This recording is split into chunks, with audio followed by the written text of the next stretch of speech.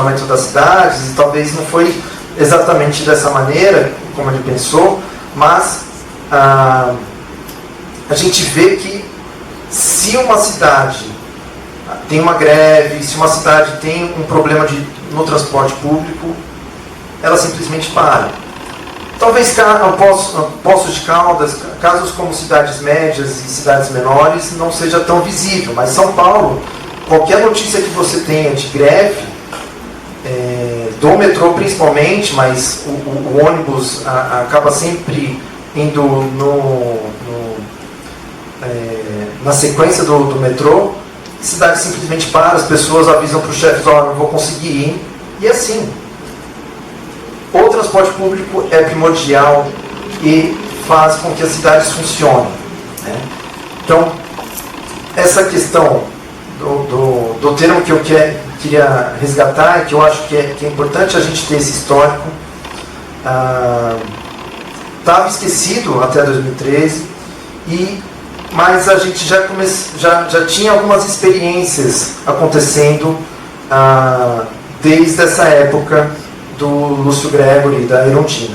Então, em 92, a gente tem a primeira experiência aqui no Brasil de tarifa zero, num sistema completo, né, em todos os dias, todos os horários. Foi uma cidade, até hoje é uma cidade pequena, de 15 mil habitantes, que chama Conchas, no estado de São Paulo. E aos pouquinhos foram uma outra cidade aplicando e experimentando. E depois eu vou explicar um pouquinho mais de como são os modelos, mas de casos muito restritos, né? Até que chega 2013, tem essa memória coletiva e a volta da discussão, mas somente agora, de 2018 para cá, que a gente está vendo realmente a coisa crescer. E ganhar corpo, e ter experiências diferenciadas, e ter uma discussão que saiu do que era a esquerda, saiu do que era restrito aos grupos estudantis, né? Então, hoje nós temos já no Brasil 105 cidades aplicando a tarifa zero, e quando eu falo o negócio começou a crescer agora, até março do ano passado, a gente tinha 60 cidades.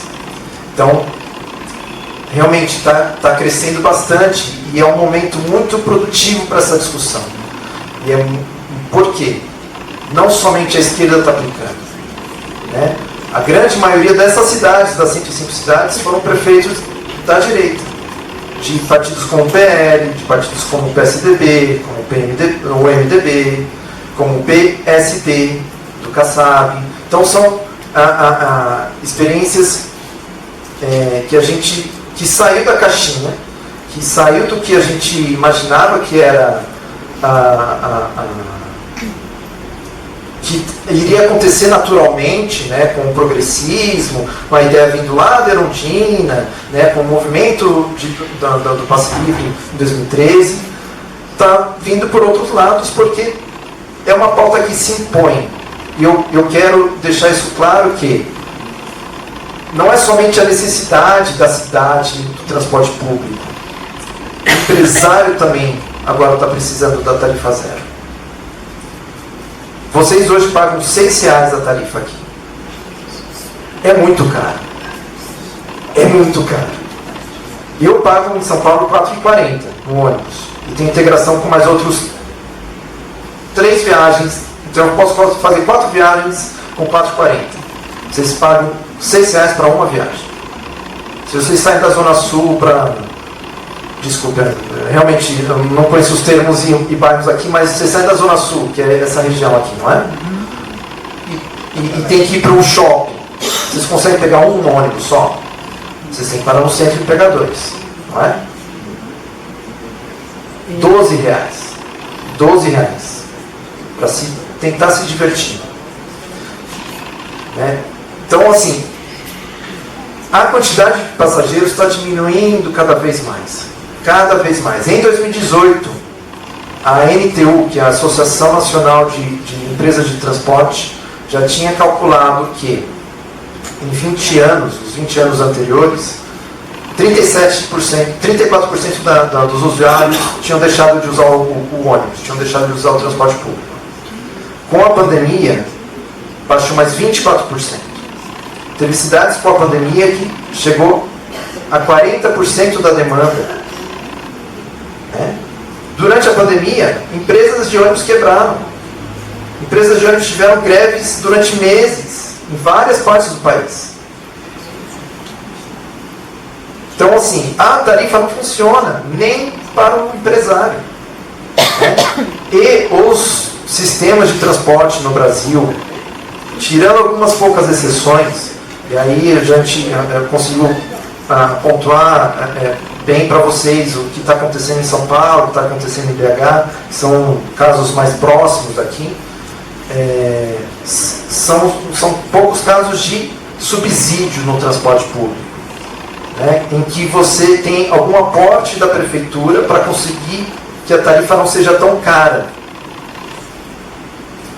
Todos os outros sistemas, quase todos os outros sistemas, é a tarifa do usuário que paga.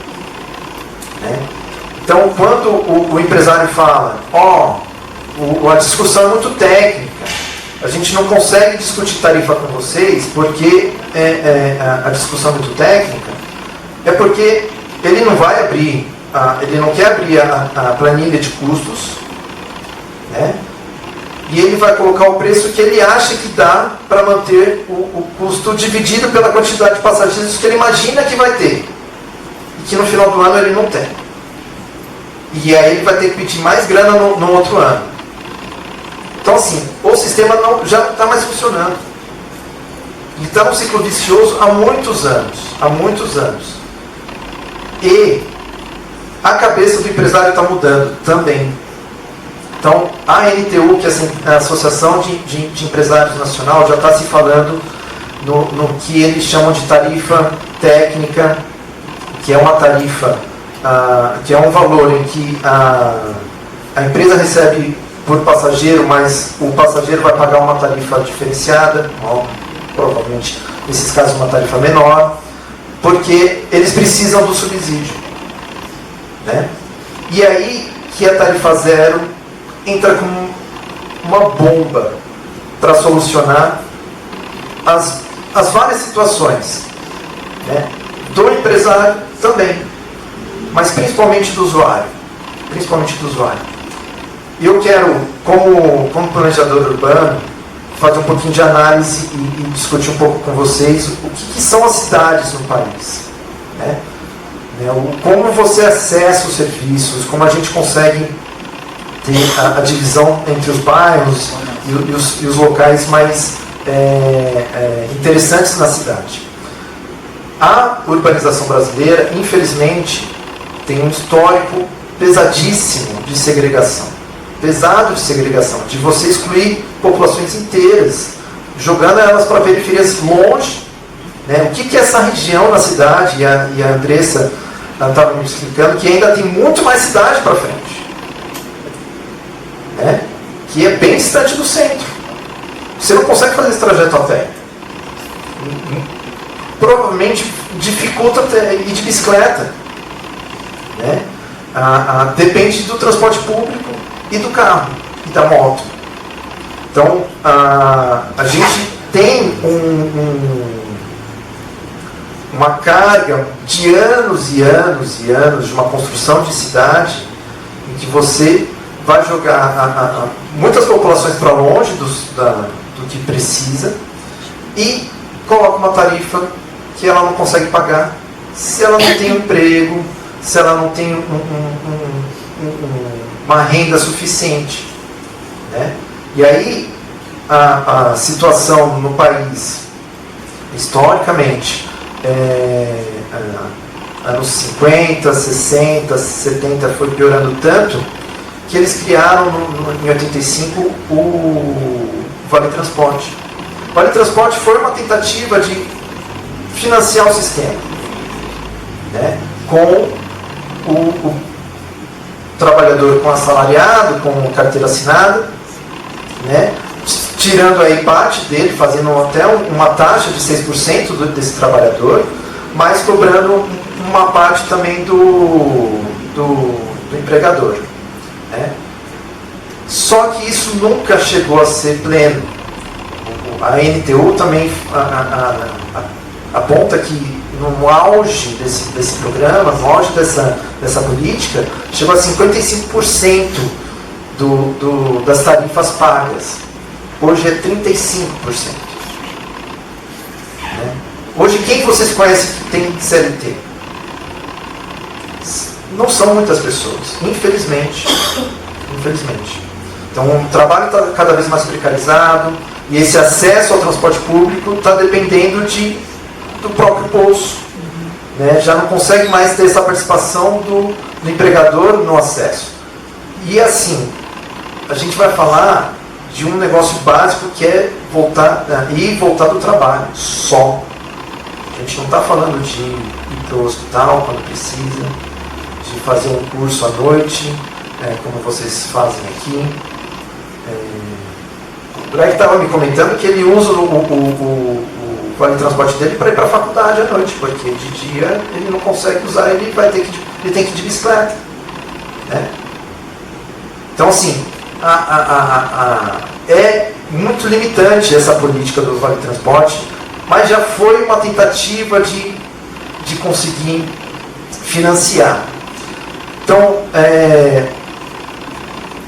o acesso à cidade é um dos pontos primordiais da tarifa zero, mas